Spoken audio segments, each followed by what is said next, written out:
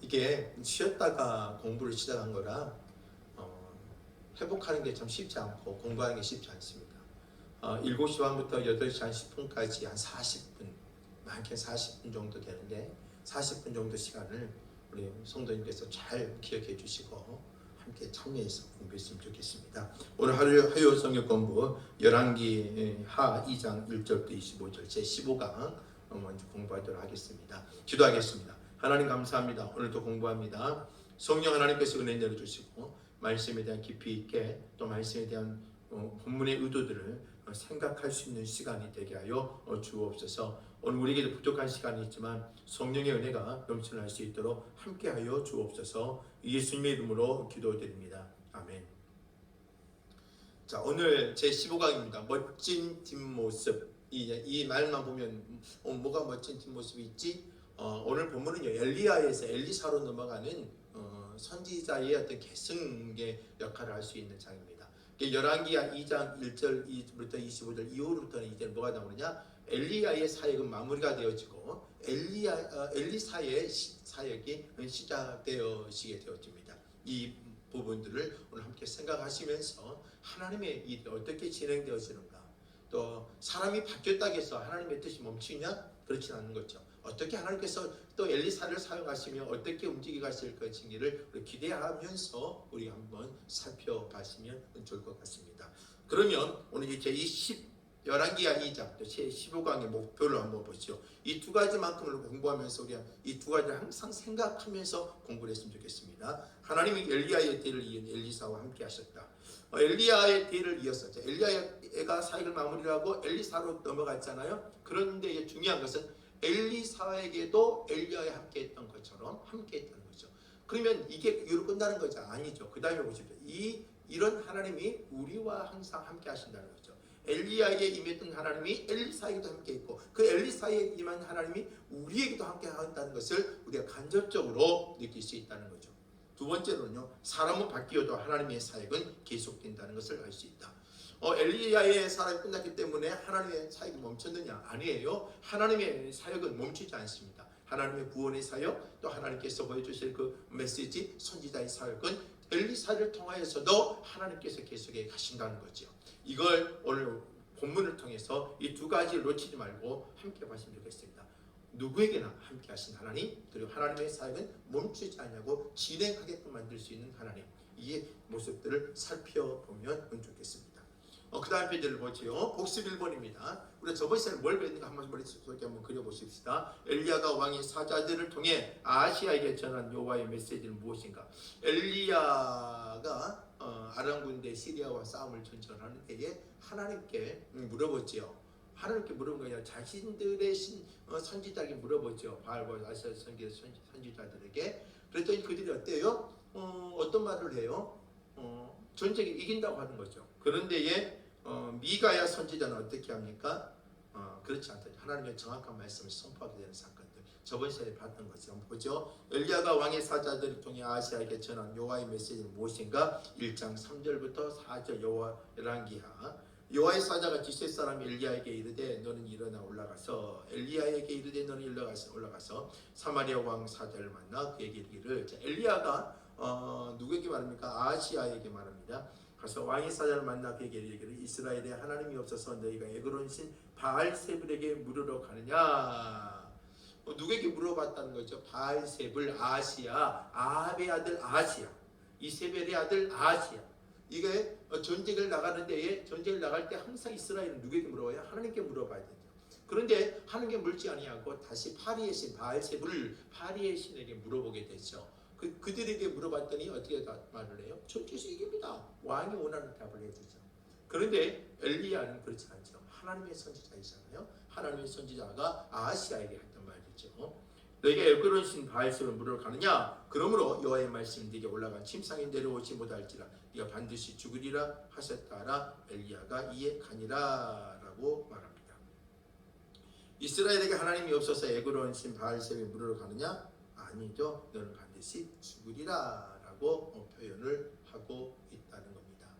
이처럼 하나님의 말씀, 아시아에게 전한 여호와의 메시지는 어때요? 에그론 바알세불에 물으러 가는 거, 아하시아가 반드시 반드시 죽으리라. 이런 부분들. 그래서 하나님의 선지자 분명한 하나님의 말씀을 선포했다는 거죠. 이 아하시아는 왜 뭘 물으러 갔나요? 하나님 선지자에게 자신의 죽음, 자신이 난간에서 다락방에 떨어졌을 때에 다쳐 있는데 아주 중대하게 다치죠. 그런데 그런 문제를 누구에게 물어봤다는 거예요? 바알세불에게 물어봤다는 거죠. 이러한 모습들을 봤을 때에 얼마나 아하시아가 아버지 아합과 이세벨을 통해서 얻어왔던 영적인 환경이 얼마나 잘못되어졌는가 겁니다. 그래서 여러분들 신앙생활 잘하는 게 매우 중요합니다. 여러분들 신앙생활이 잘못되어지면 여러분들 자녀들도 신앙생활이 흐트러질 수밖에 없습니다. 그래서 여러분들 신앙이 바르게 온전하게 신앙생활을 할 수 있도록 저와 여러분께서 노력하셔야 되지 않겠느냐 생각되었습니다. 이게 저번 주에 공부했던 내용들입니다. 자, 오늘부터 이제 오늘 말씀 관찰 1번부터 오늘 공부할 내용들입니다. 자, 엘리야가 엘리사를 떼어놓으려고 3번이나 반복한 명령은 무엇인가? 그 이유는 무엇인가? 2장 2절, 4절, 6절 말씀입니다. 자, 엘리야가 엘리사와 마지막 엘리야가 하나님의 나라로 이제 죽음을 보지 않고 올라가잖아요. 그런 데에 엘리사에게 자신의 고난과 위임을 해야 되는 데에 오늘 본문의 말씀에 보면은요 3번이나 뭐예요? 반복되는 명령인데 그 명령이 뭐예요? 엘리사를 떼어놓으려는 반복된 명령을 하게 되었습니다. 한번 보시죠. 2절이요. 엘리야가 엘리사에게 이르되 청하건대 너는 여기 머물라 가지요. 여호와께서 나를 베들로 보내시느니라 하니 엘리사가 이르되 여호와께서 살아계심과 당신의 영혼이 살아있음을 두고 맹세하노니 내가 당신을 떠나지 아니하겠나이다 하는지라. 이에 두 사람이 베들로 내려가니라. 베들로 내려간다고 되어 있습니다. 또 4절 보니까 엘리야가 그에게 이르되 엘리사야 청하건대 너 여기 또 머물라. 또 똑같은 말이 나오죠. 여기 머물라 라고 말합니다. 여호와께서 나를 여리고로 보내시느니라. 엘리야가 여리고로 간다고 되어 있습니다. 하나님 보내셨다고요. 엘리사가 말하면 뭐라고요? 여호와께서 살아계신과 당신의 영혼이 살아있음을 두고 맹세하노니 내가 당신을 떠나지 아니하겠나이다 아니라 그리고 그들이 여리고로 이르매 똑같이 엘리사가 대답을 합니다. 6절 말씀을 보면은요 엘리야가 또 엘리사에게 이르되 청하건대 너 또 여기 머물라. 또 동일한 말씀을 하죠. 여기에 머물라 라고 표현합니다. 여호와께서 나를 요단으로 보내시느니라 라고 요단으로 가라 하시네. 그런데 엘리사가 말합니다. 여호와께서 살아계심과 당신의 영혼이 살아있음을 두고 맹세하노니 내가 당신을 떠나지 아니하겠나이다 하는지라. 이에 두 사람이 가니라 라고 표현을 하고 있죠. 뭐예요?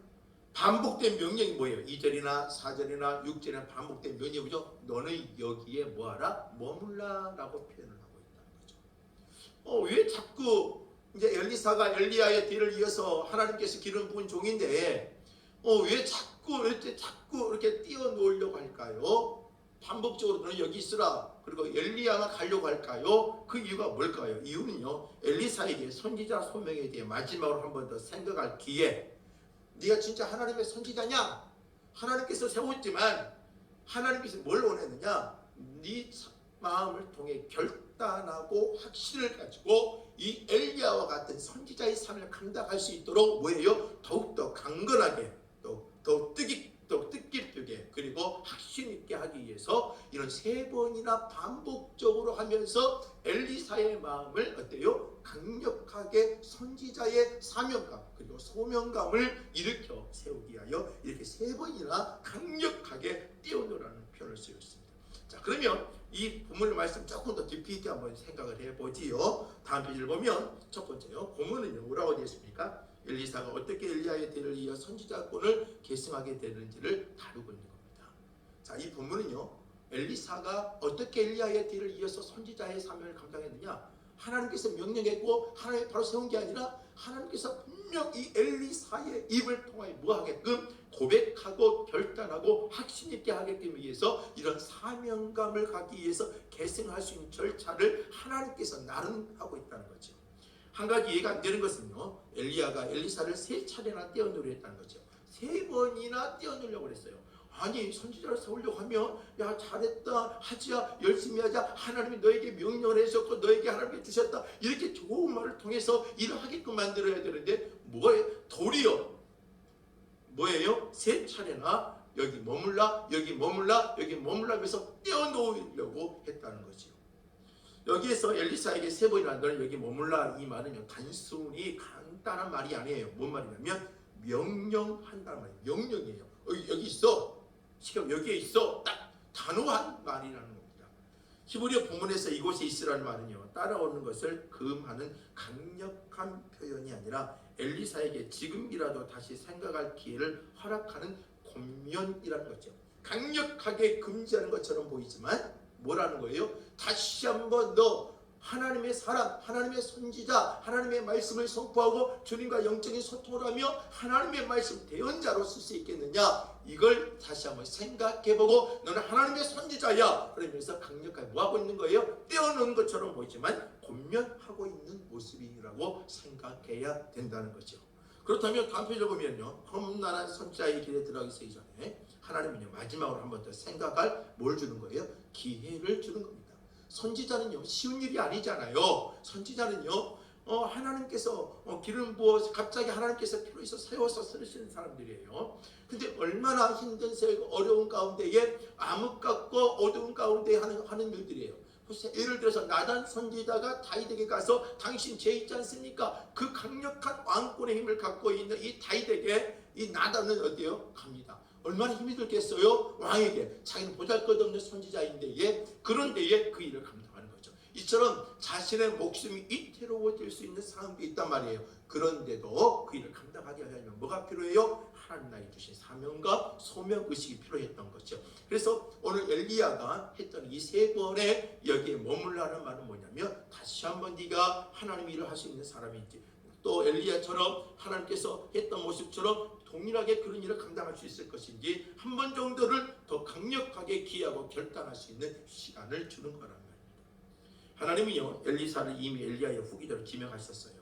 열왕기상 19장 15절부터 18절 말씀에 보면 갈멜산 전투하는 사건과 함께 그가 사르밧가고 만나고 또 뭐죠? 시냇물에 있었을 때에 하나님께서 까마귀를 먹이시며 그때의 상황 가운데에 하나님이 어디로 움직이시냐면 아람의 왕 하사엘에게 안수하게 만들고 에후에게 기름을 부어 이스라엘의 왕을 만들게 하시며 또 이 엘리사를 만나서 그 당시에 엘리사의 기름을 부어 하나님의 선지자를 세울 것을 이미 약속을 해놓으셨던 거예요. 그러나 하나님은 그에게 선지자의 삶을 강요하지 아니하고요 스스로 결정하기를 원하셨고 그 때문에 엘리야를 통해서 세 차례나 권면하게 하신 겁니다. 하나님께서는요 상당히 뭐예요? 인격적으로 우리를 대하신다는 거예요. 하나님께서 우리를 인격적으로 그냥 우리 강압적으로 그냥 막 카리스마 있게 이끌어 가시는 것처럼 보이지만 주님께서는요 하나님의 사람들을 세우고 이끌어 가실 때에 어떻게 하셨느냐? 인격적으로 다시 자신이 스스로 깨닫고 또 알고 그리고 내가 가는 길이 무엇인지 이해하며 이런 과정들을 꼭 겪고 하나님께서 하신다는 겁니다. 모세도 호렙산 떨기 만나기 전까지 미디안 강에서 40년 동안이나 그는 그 시간에 많은 시간을 허비하면서 뭘 하는 거예요? 내 자신을 보고 하나님의 은혜를 기억하고 자신의 사명감을 가지고 하나님의 음성을 아멘으로 받을 수 있는 그 훈련의 기간이 40년의 기간이었던 거죠. 주님께서는요 막 하는 게 아니라 그만큼 훈련과 연단과 과정을 통해서 하나님의 일을 하게 하시고 그리고 그 입을 통해 결단과 확신을 소유하게 만들어서 주의 일을 감당하게 한다는 거죠. 왕권은요 혈통으로 이루어집니다. 다른 사람에게 전수가 되었죠. 왕권, 다윗의 왕권은 다윗의 그 집안을 쭉 이어오잖아요. 그러나 선지자의 직은요 하나님께서 직접적으로 개입해서 하나님이 세우신 거예요. 어떤 집안으로 이루어져 가는 게 아니라 하나님께서 그때에 필요한 사람을 하나님께서 특별히 세우셔서 그 맥을 이어가는 게 선지자들이에요. 그러니까 얼마나 쉬운 일이 아니겠죠. 주님께서 그 상황까지도 만지시면서 그 사람 세울 때에 하나님께서 선지자의 삶을 감당할 수 있도록 이끌어 가신다는 거죠. 본인이 원치 않아도 아버지께로부터 계승받은 왕권과 달리 선지자직은 소명을 받은 자들이 강력한 결단이 요구가 되어진다. 목회자들도 마찬가지잖아요. 저도 목사이지만 그냥 태워진 것 같지 아니에요. 그 안에 사명을 감을 갖게 하고 소명의식을 갖게 하며 비전을 품게 하고 결단하게 되어지고 하나님의 일을 감당하며 목숨을 걸고 달려갈 수 있도록 하나님 이끌어 가시고 이런 가정들이 하나님 인격적으로 만져가시며 하나님의 때에 그 사람을 이끌어 가신 거죠. 우리 성들도 마찬가지입니다. 하나님 부르셨어요. 그냥 뭐 아내와 남편과 자녀들의 손길을 통해서 왔을지는 모르겠지만, 그러나 그 순간부터 뭐예요? 하나님 깨닫게 하시고 입술로 아멘하게 하시고 하나님의 사명감과 성도로서의 삶을 살아갈 수 있도록 끊임없이 하나님이 어때요? 깨닫게 하시고 인격적으로 다듬어 가시며 우리를 움직여 가신다는 겁니다. 선지자의 삶은 일반인과 다른 차원의 구분되는 과 그에 따른 많은 고난이 동반되기 때문에 하나님께서는요, 엘리사에게 그런 결단과 기회, 그리고 정확하게 판단과 생각, 그리고 하나님 앞에 정확한 고백과 결단을 하게끔 만들기 위해서 하나님께서, 왜요? 선지자의 직은 고난이 많이 따르기 때문입니다. 포기할 것이 많고 그만큼 더 많은 어려움들이 존재하기 때문이에요. 그래서 하나님께서는 엘리야를 통하여서 여기 그만 이루라 하며 3번이나 강력하게 떼어놓는 것처럼 보이지만 3번씩이나 하나님께서 엘리사에게 뭐예요? 기회와 권명과 강한 결단을 요구하시며 선지자의 사명감을 일으켜내고 있다고 생각되어질 겁니다. 말씀 관찰 2번째입니다. 엘리야와 엘리사가 함께 이동한 경로의 순서는 어떠한가? 자, 엘리사와 마지막 엘리야가 하나님의 불만과 불병거를 통하여서 하나님의 죽을 보자고 올라가잖아요. 그런데 가기 전까지 엘리야와 엘리사가 동행했던 지역, 함께 했던 경로가 어떻게 되는가? 이게 왜 이렇게 중요하느냐? 우리가 살펴봐야 될 것 같습니다. 열왕기하 2장 1절, 2절, 4절, 7절에 보면 엘리야와 엘리사가 함께 이동한 경로가 순서대로 나와 있죠. 1절 보겠습니다. 여호와께서 해오리 바람으로 엘리야를 하늘로 올리고자 하실 때에, 하나님께서 하늘로 올리고자 하실 때에 엘리야와 엘리사가 더불어 길갈에서 나가더니, 길갈이 기록되어 있죠. 2번째, 엘리야가 엘리사에게 이르되 청하건대 넌 여기 머물라. 여호와께서 나를 베델로 보내시느니라 하니 엘리사가 이르되 여호와께서 살아계신과 당신의 영혼이 살아계신 두 맹세하노니 당신을 떠나지 않겠습니다. 나는 끝까지 당신과 하겠습니다 하면서 두 사람이 어디로 갑니까? 베델로, 하나님 가라는 그 지명으로 가게 되어지죠. 또 4절에 엘리야가 그에게 이르되 엘리야야 청하건대 너 여기 머물라 그랬더니 아니에요. 나를 지금 하나님이 여리고로 보냈는데 근데 엘리사가 아닙니다. 나 따라가겠습니다. 당신을 떠나지 않겠습니다 하면서 함께 여리고에 이르게 되고 있습니다. 또 7절에는요, 선지자의 제자 50명이 가서 멀리 서서 바라보는 데에 엘리야와 엘리사가 함께 있는 것을 멀리서 선지생들이 바라보는 데에 그 두 사람이 어디에? 요단강, 여기에 정확하게 표현한다면 요단강 근처에 있더라 라고 표현하고 있습니다. 자, 오늘 본문의 1절, 2절, 4절, 7절은요, 엘리야와 엘리사가 마지막 엘리야가 하나님의 부르심을 받고 하나님의 나라로 죽음을 보자고 올라가는 직전에 그 몇 군데의 여정을 가졌어요. 어디에요? 길갈, 베델, 그리고 여리고, 그리고 요단강가라고 되어 있습니다. 자, 이게 왜 우리 어떤 의미가 있을까요? 왜 우리 자꾸 이걸 우리가 생각해야 될까요? 우리 한번 말씀 관찰 한번 보지요. 첫 번째요, 엘리야와 엘리사가 함께 이동한 경로 순서는 길갈, 베델, 여리고, 요단가. 이 경로는요, 특별한 상징성을 지니고 있습니다. 옛적에 여호수아의 군대를 이끌고 여호수아가요, 가나안을 정복할 때에 이 순서와 이 여정대로 가나안을 정복했다는 것입니다. 요단강이 갈라지는 것은요, 또 요단강이 갈라지는 것은요, 출애굽 때 모세와 이게 이제 그 가는 여정도 있었지만 엘리야와 엘리야가 자신의 버섯을 던져주잖아요. 엘리야가 요단강을 건너갈 때 어때요? 엘리야가 그 옷을 치면서 요단을 갈라내며 걸어가죠. 근데 엘리사가 또 그 엘리야의 겉옷을 가지고 요단강을 건너올 때도 그 겉옷을 치면서 요단강을 어때요? 그 갈라내며 걸어오죠. 이런 사건들이 오늘 엘리야와 엘리사에게 있지요. 지금 지명을 길갈, 베델, 여리고, 요단강가 여기까지 가는 것도 이 여정이 뭐냐면 여호수아의 군대가 가나안 땅을 정복할 때에 어때요? 요단강을 건너왔어요. 여리고서를 쳤어요. 그리고 아이성을 쳐요. 베델에 있는 아이성을 쳐요. 그리고 길갈로 가서 하나님의 뜻과 위해서 하나님께서 뭘 세우지요? 이런 절차를 보면 뭘 보여줘요? 엘리사에게 하나님께서 어때요? 하나님의 영적인 은혜로 이스라엘을 어때요? 강력하게 하나님의 말씀으로 승리하고 정복할 수 있다는 것을 보여주는 하나의 사건이에요. 그래서 굳이 하나님이 왜 이렇게 하셨을까? 왜요? 엘리사에게 이 사명감을 더 고취시키기 위해서, 그리고 엘리사에게 더 하나님의 일을 이렇게 강력하게 여호수아의 군대가 여리고성의 그 17년의 전쟁을 승리했던 것처럼 네가 가는 곳곳마다 하나님께서 영적인 강함을 줘서 승리할 수 있다는 것들을 확신, 증거로 보여주는 여정이었던 것이죠.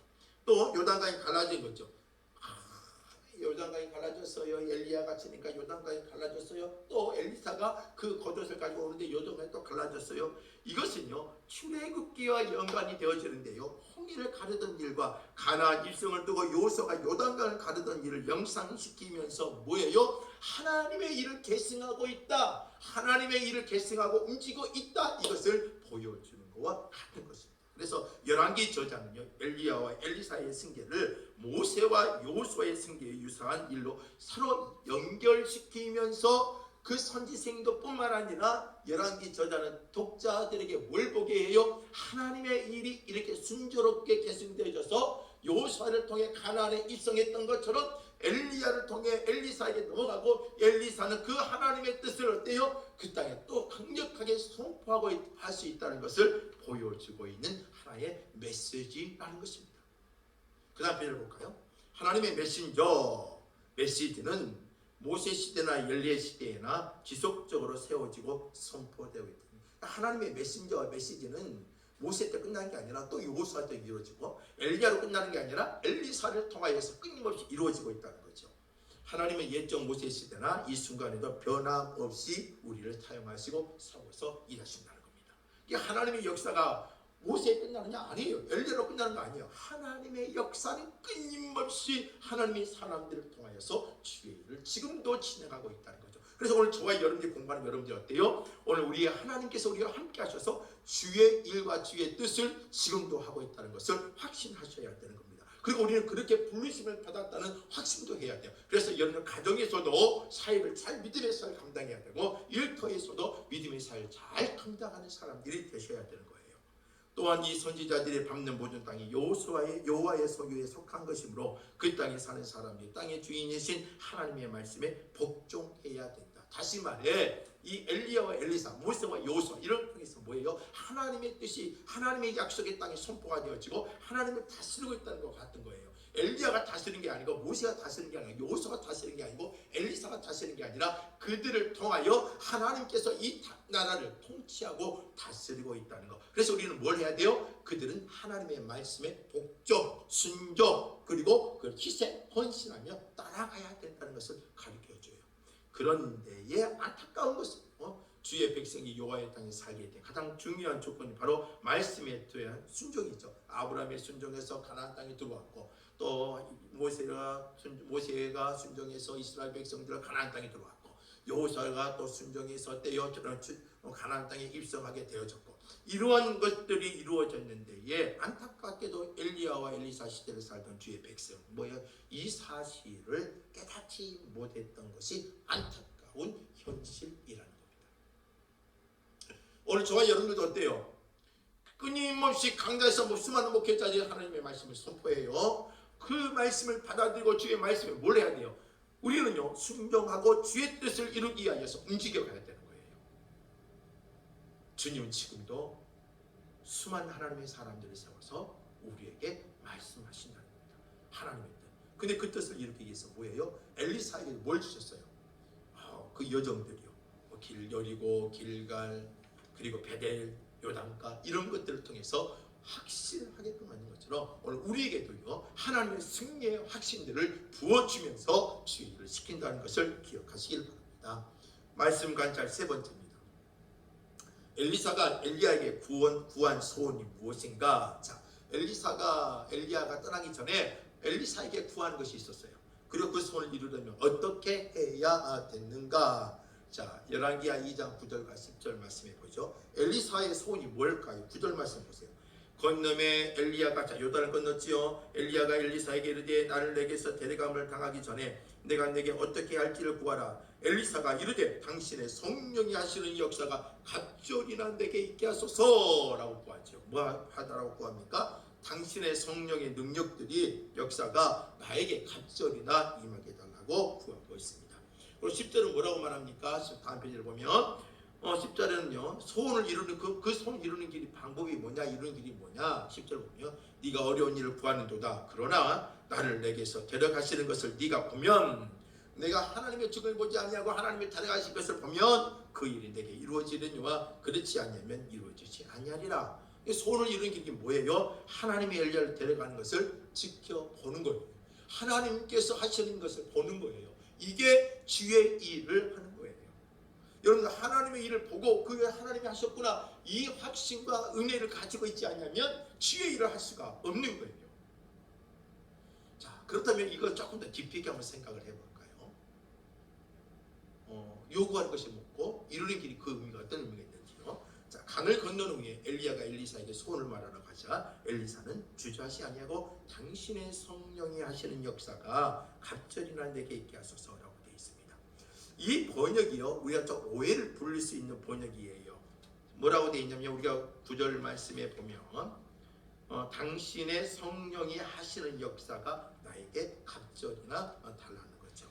그런데 이걸 번역을 조금 더 정확하게 조금 더 풀어서 번역을 한 부분을 보면 스승님 엘리야가 가지고 있는 능력을 제가 갑절로 받기를 바란다는 의미입니다라고 다른 성경들을 번역해 놨습니다. 개역 개정에서는 번역한 성령이라는 말을 썼는데 이 성령의 언어적 의미를 보면 영적 은사를 의미합니다만은 이 내 안에 내재한 성령과 말하는 것이 아니라 성령을 통해서 얻어진 하나님의 능력, 하나님의 그 위치 이런 것들을 말하는 겁니다. 내 안에 있는 성령 말하는 게 아니라 그 성령을 통하여 얻어지는 능력과 그 성령의 은혜로 말미암아 엘리야에게 있던 위치, 그가 가지고 있었던 고난 이런 것들을 설명하는 거죠.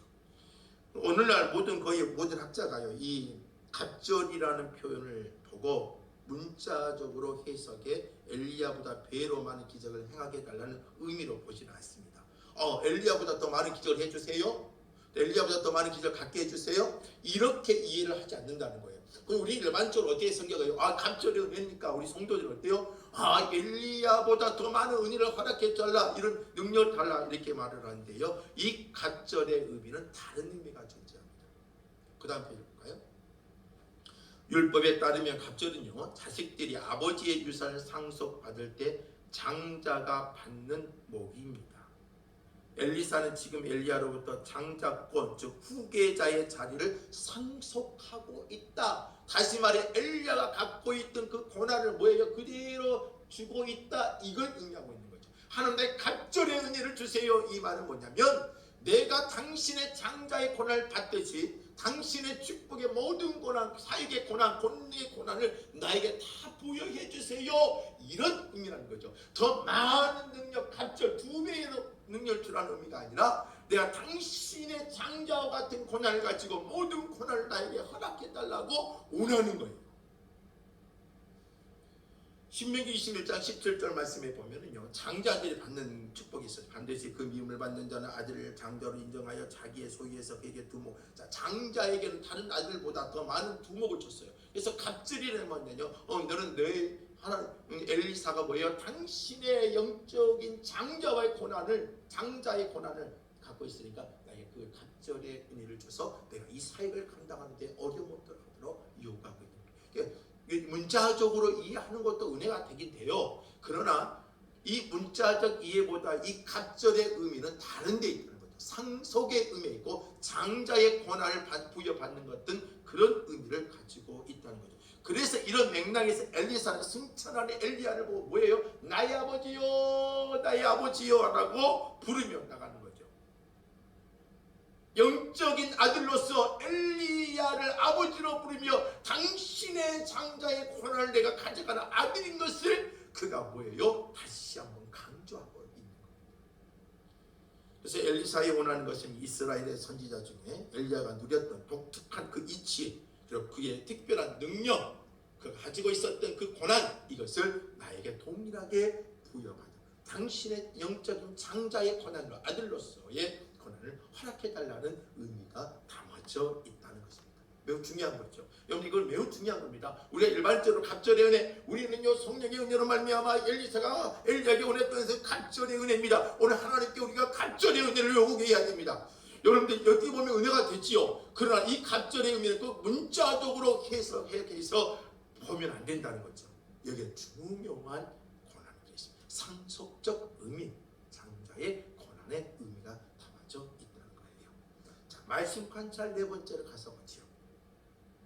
엘리사는 물병거를 타고 승천한 엘리야를 보고 뭐라고 외쳤는가? 그는 엘리야의 낡은 겉옷으로 어떤 기적을 행했는가? 자, 엘리사가 물병거를 타고 승천한 엘리야를 보고 뭐라고 했느냐? 그리고 엘리야가 내려놓은 낡은 겉옷을 가지고 어떤 기적을 행했는가? 열왕기하 2장 12절과 14절 말씀이에요. 12절 보시죠. 엘리사가 보고 소리 지르되 내 아버지여 내 아버지여 이스라엘의 병거와 그 마병이여 하더니 다시 보이지 않은지라. 이에 엘리사가 자기의 옷을 잡아 둘로 찢고 라고 되어 있지요. 뭐라고 했습니까? 내 아버지여 내 아버지여 이스라엘의 병거구나. 그리고 그 마병이여 라고 되어 있습니다. 참 이런 예침을 하게 되죠. 어떤 의미가 있을까요? 두 번째로요. 엘리사는요. 엘리야의 낡은 겉옷을 가지고 어떤 기적을 행했을까요? 13절과 14절. 엘리야의 몸에서 떨어진 겉옷을 주워 가지고 돌아와 요단 언덕에 섰습니다. 엘리야의 몸에 떨어진 그 겉옷을 가지고 물을 치며 이르되 엘리야의 하나님 여호와는 어디 계시나이까 하고 그도 물을 치매 물이 이리저리 갈라지고 엘리사가 건너게 되어집니다. 요단강가를 갈라내는 놀라운 은혜와 기적을 보여주게 되지요. 외침과 있었고 엘리사의 기적이 오늘 두 가지가 함께 나오죠. 그럼 이거 조금 더 우리 의미를 한번 살펴보도록 하겠습니다. 자, 갑자기 그 다음 편을 보면 갑자기 하늘에서 불병과 불말이 나타나서 엘리야를 싣고 하늘로 올라가 버립니다. 엘리사는 슬퍼서 옷을 찢고 괴로워합니다. 헤어지니까 당연히 옷을 찢고 괴로워할 수밖에 없죠. 그러면서 뭐라고 했지요? 내 아버지여 내 아버지여 이스라엘의 병거와 그 마병이여 하고 했습니다.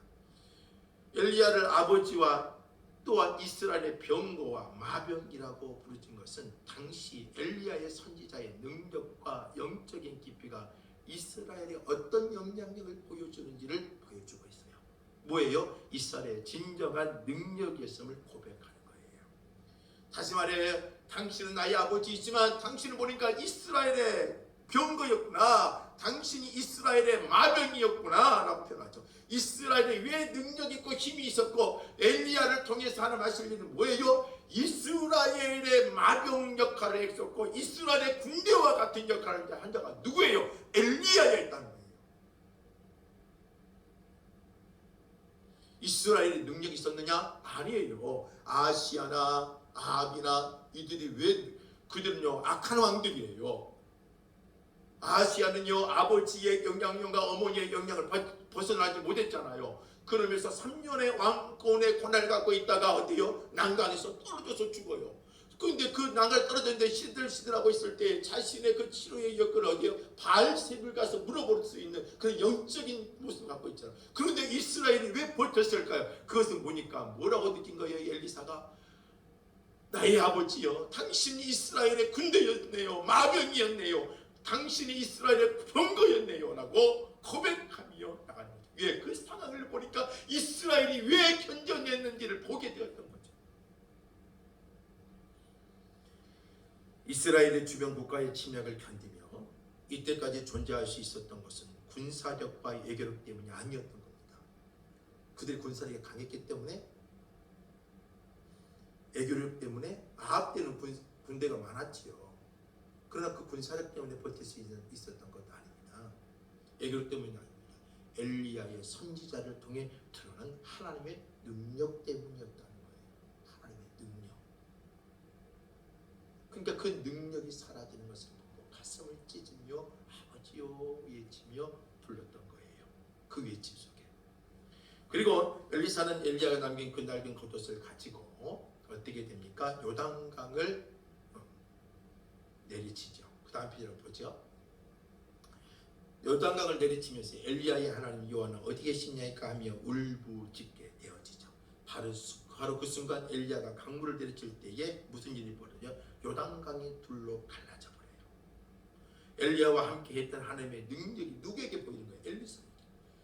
갑절의 은혜가 임하여 버린 거죠. 한 엘리야가 받았던 그 소원이 오늘 엘리사에게 그 엘리야의 장자의 고난이 넘어간 거죠. 갑절의 그 은혜가 거기서 임하게 되었을 거예요. 비록 엘리야 선지자는 떠났지만 하나님의 능력은 엘리사를 통해서 계속 이스라엘에게 남아 있었고, 그 능력이 이스라엘을 지키고 보호할 수 있다는 것을 보여주고 있는 거죠. 누구처럼? 엘리야처럼.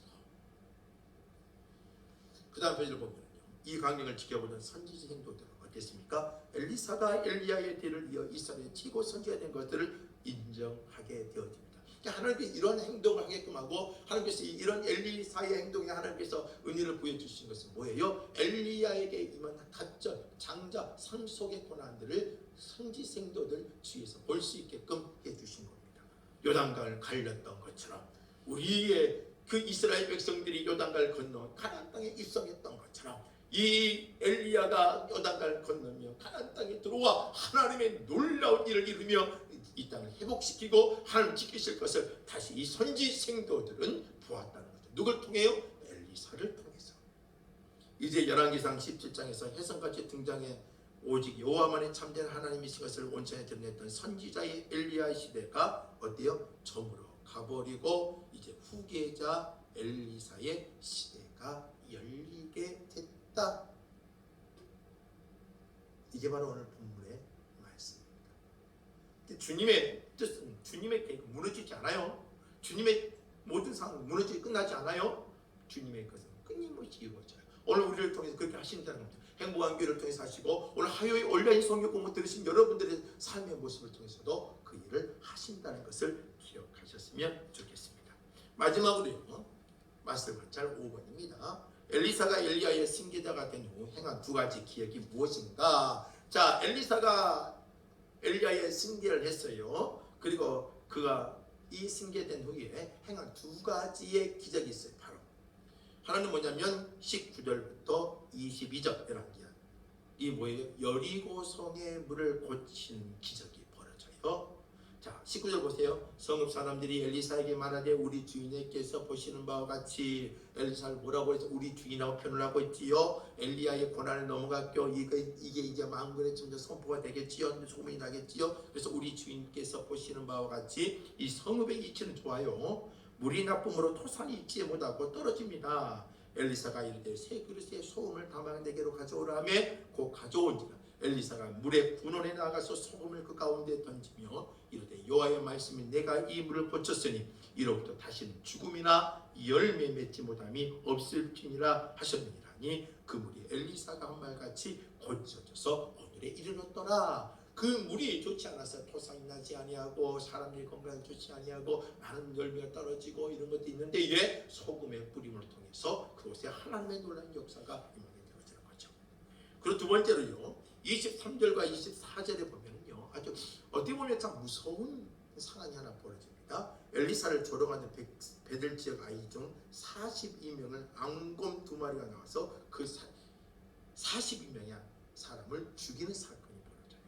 23절 보세요. 엘리사가 거기서 베델로 올라가더니 그가 길에서 올라갈 때에 작은 아이들이 성읍에서 나와 그를 조롱하여 이르되 대머리에 올라가라 대머리에 올라가라 하는지라. 엘리사가 뒤로 돌이켜 그들을 보고 여호와의 이름을 저주하며 그 수풀에서 암고 둘이 나와서 아이들 중에 42명을 찢었더라 라고 되어 있습니다. 앙곰 2마리가 나와 그곳에 있는 아이 중 42명을 훔치게 되었습니다. 어떻게 보면 좀 너무 무서운 하나님 아니세요? 어떤 잔인한 하나님으로 보이지 않으세요? 그러나 이것도 의미가 있다는 것이죠.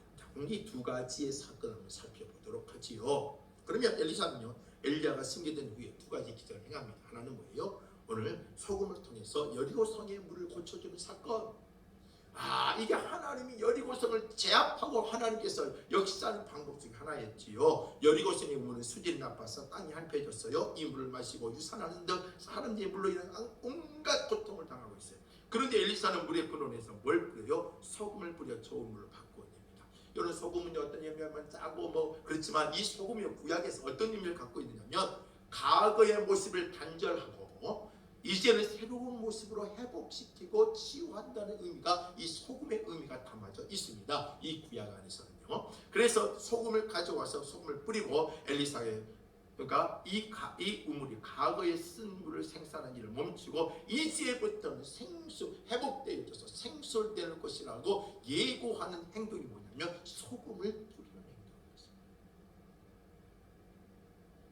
오늘 우리에게 이 소금은 뭐예요? 소금 언약, 그렇죠? 소금 언약이라고 되어 있죠. 구약에서 소금 언약이라는 말도 있습니다. 이처럼 하나님의 말씀이에요. 오늘 이 소금, 오늘 우리에게 뿌려져야 되는 것은 뭐냐면 하나님의 말씀이에요. 오늘 우리의 마음이 어때요? 오늘 우리도 마찬가지예요. 우리 마음속에 하나님의 은혜가 거하지 않으면 우리의 삶의 모습이 토산이 떨어지고 우리의 삶의 모습이 힘들 수밖에 없어요. 그런데 이게 주의 말씀이 들어오므로 말미암아 뭐가 되는 거예요? 새로운 피조물이 되어지고 과거의 삶의 모든 게 단절이 되어지고 하나님의 은혜의 새로운 삶을 살아가게 하는 것이 뭐냐면 하나님의 이 엘리사를 통하여 보여주는 하나님의 소금의 언약, 소금에 뿌려진 여리고성의 물을 고쳐주며 보여주는 사역이에요. 엘리사의 사역이 바로 이렇다는 거예요. 얼마나 감사해요. 오늘 우리 교회가 이 사역을 하는 거예요. 성도가 이 사역을 하는 거예요. 오늘 저와 여러분들 이 사역을 하는 거예요. 오늘 세상 가운데 우리가 잘못되어 있던 성품, 잘못되어 있던 습관, 잘못되어 있던 고질적인 어떤 아집들 하나님의 말씀을 통하여 이거 어때요? 단절하고 새로운 삶으로 바꿔내는 게 뭐예요? 바로 하나님의 은혜예요. 오늘 우리가 그런 사역을 감당해야 되는 거예요. 그 다음 페이지를 보면은요, 두 번째, 엘리사는 여호와의 말씀이 이 물을 고쳤다라고 말함으로써 소금 자체에 어떤 신비한 능력이 있지 않다는 것과 엘리야와 함께하는 하나님의 말씀이 이제는 자신과 함께한다는 것을 선언하고 있는, 소금의 능력이 있는 게 아니에요. 소금을 통하여 보여주신 하나님의 말씀, 그리고 그 권세 있는 말씀이 이 땅에 임해서 변화시킬 것을 보여주고 있는 엘리사의 고난이었던 겁니다. 자, 두 번째 기적은요, 엘리사를 조롱하는 베델의 아이 42명 앙꿈 2마리가 찢어 죽음을 초래한 사건. 좀 무섭지요. 하나님 너무 잔인한 거 아니에요? 생각할 수 있어요. 그런데 여러분 베델이 어떤 지역인지 알아야 돼요. 베델은요, 이스라엘의 배교의 중심지. 열왕기상 12장 25절부터 13장 34절을 보면 베델에는요, 신전은요, 지역 경제에 상당한 기여를 했습니다. 베델에 잘못된 신전들 있잖아요. 이 신전이 그 당시에 경제 상황과 모든 것을 했기 때문에 주민들이 경제적인 위해서라도 여호와의 선지자가 이곳에 와서 있는 것을 좋지 않게 생각했어요. 이 베델은 뭐예요? 벌써 하나님의 은혜를 상실해버린 지역이에요. 이 베델은요, 하나님이 세워야 되고 하나님께서 야곱을 통하여 은혜를 주셨던 그 지역인데도 이 베델은 뭐예요? 그것을 다 깡그리 다 던져버리고 이방신을 섬기며 이방신들을 만들어 놓고 그걸 통해서 경제의 불을 누리고 살아가는 타락한 도시가 되어버린 거예요. 그런데 여호와의 선지자가 들어오면 어떻게 되어 있어요? 그게 어때요? 그게 상당히 혼란스러워질 수밖에 없지요. 그러니까 뭐라고 하는 거야? 이 엘리사가 이것을 오지 마라, 사라져버려라, 이렇게 하는 거죠. 그래서 그 다음 페이지를 보죠. 이러한 정황에서 대머리에 올라가라 라는 아이들이 외치면 엘리야처럼 너도 사라져버려라, 이거 같은 말이에요. 엘리야가 사실 엘리야의 모습을 비유적으로 말하면서 엘리야도 사라진 것처럼 너도 우리 앞에서 사라져야 된다 라고 말하는 거죠. 조주의 말인 거죠. 이 이야기가 나오는 아이들이요, 아이라고 표현했지만 여러분 꼭 우리가 생각하는 어린아이를 생각하면 안 됩니다. 12세부터 30세에 이르는 매우 광범위한 연령층을 뜻하고 사용하는 단어를 쓰고 있습니다. 아이라는 말이. 그래서 이 아이들은요, 옳고 그름을 분별하지 못하는 어린아이가 아니에요.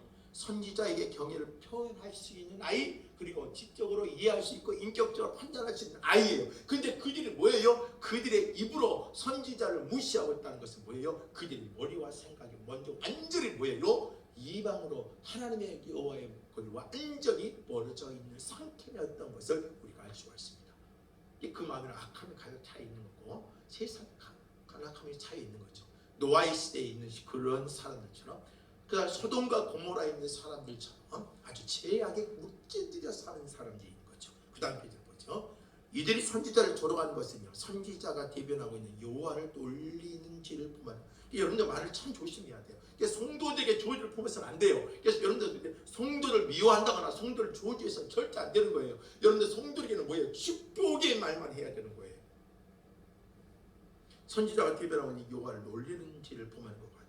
이 아이들은 여호와를 조롱하는 이스라엘을 상징하기도 합니다. 이 아이는요, 베델이 바로 이 베델의 영적인 분위기가 여호와를 조롱하고 여호와를 무시하는 어떤 그런 분위기였던 거예요. 그러니까 하나님께서요, 이 하나님을 인정하지 않는 데는 하나님의 심판이 임하리라, 심판의 무서움을 하나님께 메시지로 던져주는 겁니다. 그래서 엘리사가 행한 두 가지 기적을 통해 하나님은 생명을 살리기도 하지만, 여리고성을 물리하지만 이스라엘에 복을 내릴 수도 있고 또 화를 내릴 수 있다는 분인 것을 경고하고 있는 겁니다. 그래서 하나님께 돌아오지 않으면 이런 심판이 너희에게 임할 것이다, 이것을 가르쳐 주고 있는 거지요. 나머지는 여러분들의 말씀 적용은 여러분께서 한번 쭉 읽어보시고 여러분들 개인적으로 여러분들께서 한번 스스로 질문하고 답해보면 좋겠습니다. 제일 마지막 삶의 실천 보고 오늘 마무리합니다. 삶의 실천. 롤 모델로 삼은 사람을 떠올리며 닮고 싶은 점 한 가지를 한번 실천해보자. 여러분께서 누굴 닮고 싶고 어떤 사람을 롤 모델로 갖고 있습니까? 여기까지 인도하신 하나님의 은혜를 기억하며 하나님이 지금도 함께 하신다는 믿음. 우리의 중요한 게 하나님이 함께 하신다는 거잖아요. 근거 없는 말이나 조롱하는 말을 절대 해서는 안 된다는 겁니다. 오늘 우리가 그래 이런 말 절대 해서는 안 되고 이런 말 가슴에 품어도 안 됩니다. 우리는요, 멋진 뒷모습을 가지고 있는 사람들이 되셔야 됩니다. 오늘 엘리야와 엘리사의 계승, 이런 관점에서 우리가 이 말씀의 의미들을 몇 가지 살펴보았지요. 이걸 다시 한번 여러분께서 공부하시면서 복습하시면서 여러분 은혜를 누렸으면 좋겠습니다. 감사합니다. 기도하고 마치겠습니다. 하나님 감사합니다. 오늘도 함께 해주시고 공부할 수 있는 은혜를 주시니 감사합니다. 성령의 귀한 은혜가 넘쳐나게 하시고 복되게 하시며 하나님 우리들의 마음속에 행복과 즐거움이 있게 하시며 하나님의 귀한 사역들을 감당하는 자들이 되게 하여 주옵소서. 예수님 이름으로 기도드립니다. 아멘. 수고하셨고요. 다음 주 화요일날 제16강으로 만나도록 하겠습니다. 오늘 15강 여러분들 잘 묵상하시면서 이 공부 다시 한번 되새기면 좋겠습니다. 감사합니다.